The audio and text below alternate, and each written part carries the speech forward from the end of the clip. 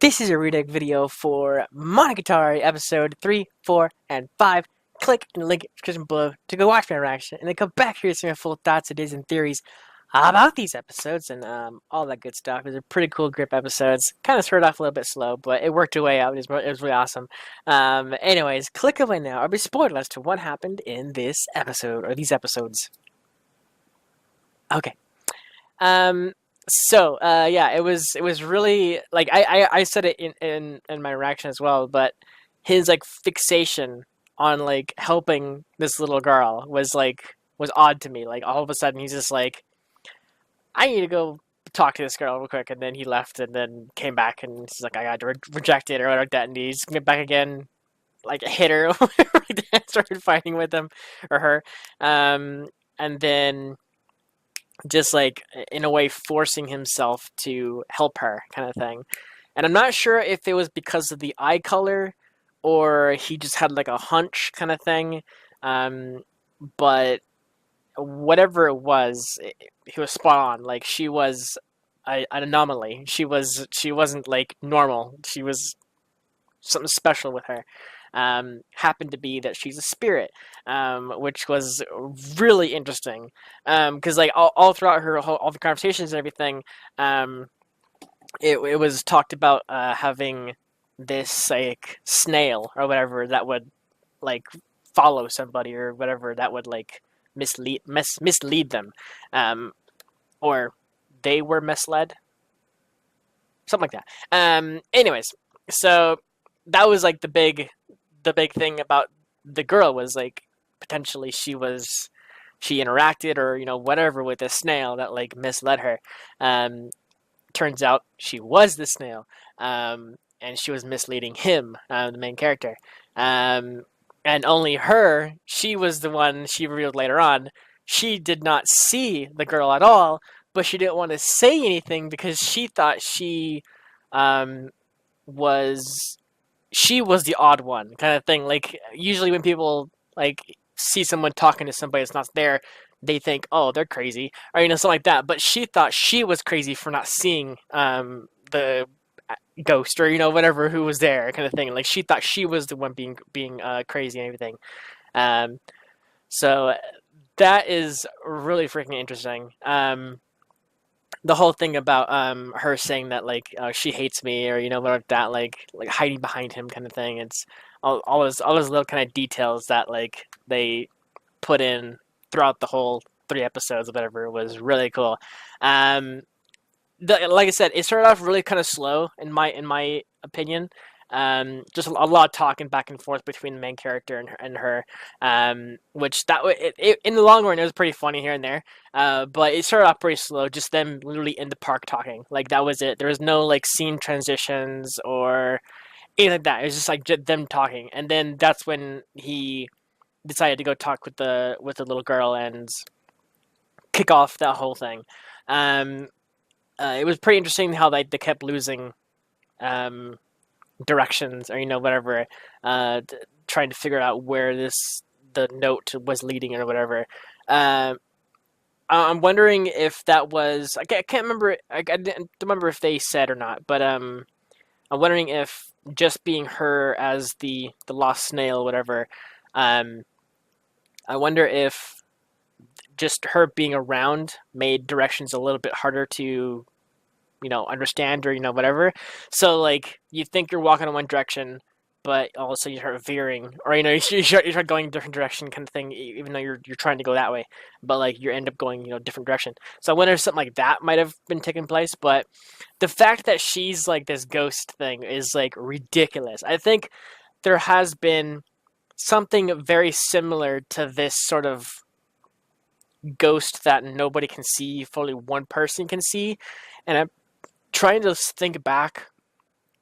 Um, well, I see. I don't want to say it because it's a spoiler, but I'll just say the show name, and then you guys who know the spoiler kind of know what I'm talking about. But in Fairy Tale, um, so I guess that in that sense, it's kind of in a way similar, but not really. It's just the whole thing about like only one character can see this other character kind of thing. I think there's one other show, but I feel like that's like a live action like TV show that I saw once. I don't think it's an actual anime. But regardless, it's a cool concept. Like, it's a cool premise for a show. Just like you're going about the whole day, like trying to like help this girl get to her house, whatever. And then at the very end, you realize she's a ghost. Only you can see her, and you finally get to her house, which has been demolished because it's been years and years and years since it's like been there or whatever. And she like you think it's all over because like it's not here anymore. She can't get home, but then she just goes into her spirit house that's supposed to be there, and then apparently she graduates, and now she's a wandering spirit instead of like a lost spirit or whatever. So that was pretty cool.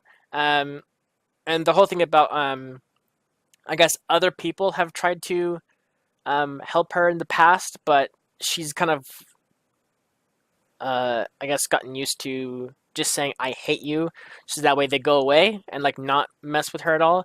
But the main character, he was the one to be different, where he pushed and pushed and pushed, trying to help her instead of running away and being defeated by her, kind of thing in a way. Um, I'm wondering if all the cuts and like bite marks and like all that stuff. I wonder if that was real, or was that like an aspiration sort of like thing, like only he kind of in a way felt those things, kind of thing. But regardless, it's a really cool premise. It's a really cool story. It reminds me of like ghost stories kind of thing, right? Like talking about like three kids going to the woods, and then like I'm just like making this up. Three kids going to the woods or whatever, and then like two come out, but then like it's revealed only one actually came out. The second one was a ghost, or something like that. Like it's like creepy, but like it's cool at the same time. Like it's very very cool. So apparently she's gonna be around for a little bit longer, which is gonna be interesting. We'll probably see her from time to time. Apparently just outside the house, whatever. I kind of in a way want to see the sisters, and like because like that's one thing he always mentions here and there, like in episode 2 I think he mentioned, and then he mentioned throughout episode 3 to 5 he mentioned here off and on, but we got to see him again in episode 5. But yeah, his two sisters that keep waking him up like abruptly, just like shaking the bed, and then episode 5 they literally just like chucked him down the stairs, like kind of thing. So I guess his family is one thing that I'm kind of interested about, because I'm wondering if they're vampires too, in a sense, or is he the only vampire in the family because he was bitten by a vampire or interacted with a vampire, or whatever. His body changed, and then he was cured, so he can go in the daylight, or whatever. I'm not sure like the rules of being vampires in this world, but that's kind of like what I think what might be happening there. But regardless, I'm still interested in this show, but it does take a lot of reading to kind of understand everything, because it's mostly, well, see, that's the thing. So mostly with shows, they talk and walk, or talk and do actions or whatever, and so it's really cool to like kind of read and like like look at stuff, kind of thing. But in this show, they're mostly just like sitting and talking, or maybe walking here and there, but like kind of leisurely, like not really like very like sternly walking somewhere. I guess the episode with the crab was pretty cool, the whole talk scene, but ultimately it's just like kind of sitting around lower building sort of stuff. So I don't know, maybe it'll change. I'm sure it'll change, but like for right now, that's kind of like in my eyes what this show more so does. It's just kind of like sit around the park talking about stuff, and then like go to a different side of the park, go to a different side of the park, whatever. It's just like they're in the park. These 3 episodes are literally in the park, and then they went down the road or something like that. So yeah, I'm interested to see what's next for sure. So yeah, next week we're going to be doing 6 through 8, 3-episode reaction as well. Like I said in my redirect, or sorry, not redirect, in my reaction, Samar has already made a roadmap, or he's going to make a roadmap. Right now he's gotten up to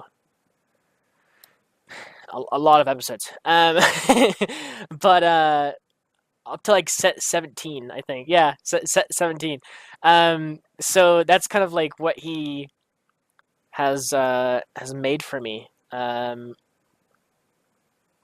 So it's like 17 weeks, whatever, or more. It's more because there's a lot of sets here that aren't even numbered, but it's very very cool that he's putting a lot of effort into this to make sure it's like genuine kind of thing. And he was talking about something about he doesn't know if he should order it the time of release of the actual like series, or he wants to do. I think he's pushing towards more of the manga release kind of thing, like the information about that.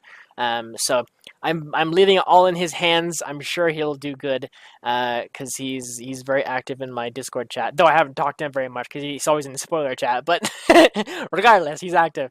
So I am excited for next episode to see what's all of that's about and everything. So yeah, thank you so much for watching, and I will see you guys next week. Like I said, for a 6 through 8 3-episode reaction. So stay tuned for that. I'm sure it'll be just as entertaining as these episodes were. Thank you, everybody.